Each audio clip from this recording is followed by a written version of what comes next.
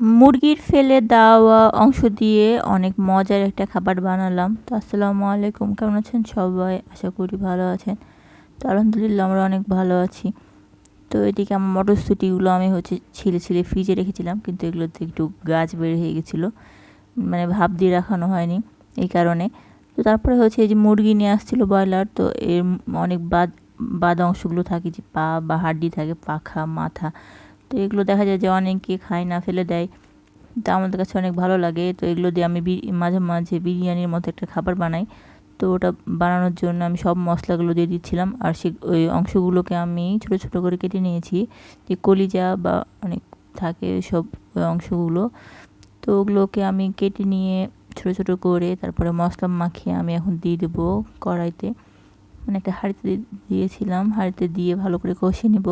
আর এদিকে আমার কাছে পাকিস্তানি বাসমতি চালটা ছিল, তো ওটা দিয়ে আমি এখন বিরিয়ানি বানানোর জন্য একটু পোলাওয়ের চাল দিয়ে দিলাম আর বাসমতি চালটা, তো দুইটা দিয়ে মিক্সড করে নিলাম। পোলাওয়ের চালটা দিলে একটু ভালো সেন্ট আসে এই জন্যে। তারপরে ভালো করে পরিষ্কার করে নিচ্ছিলাম, ধুয়ে নিচ্ছিলাম। আর এদিকে মাংসটা প্রায় হয়ে গেছে। তো ব্রয়লার মুরগির এই অংশগুলো দিয়ে বানালে দেখা যায় যে তেল কম দেওয়া লাগে, অনেক মানে তেল লাগে না, ওগুলো থেকে তেল বের হয়। তো ওগুলোকে ভালো করে কষিয়ে নিয়ে আমি ওর মধ্যে চালটা দিয়ে দিলাম। তারপরে একটু বিরিয়ানির মশলা দিয়ে দিলাম। তো বিরিয়ানি মশলাটা দিয়ে আমি ভালো করে কষিয়ে নিচ্ছিলাম। তারপরে এর মধ্যে আমি এখন মটরশুঁটি দিব। আমার বাসায় এই মটরশুঁটি দিয়ে মানে কিছু খেতে অনেক ভালোবাসে, আর ফ্রিজে গাজর ছিল সেটাও দিয়ে দিলাম। তো এটা প্রথমে আমি বিরিয়ানি বানাতে গেছিলাম, কিন্তু শেষে যে কী হলো, এখন খিচুড়ির মতো হয়ে গেছিলো প্রায়।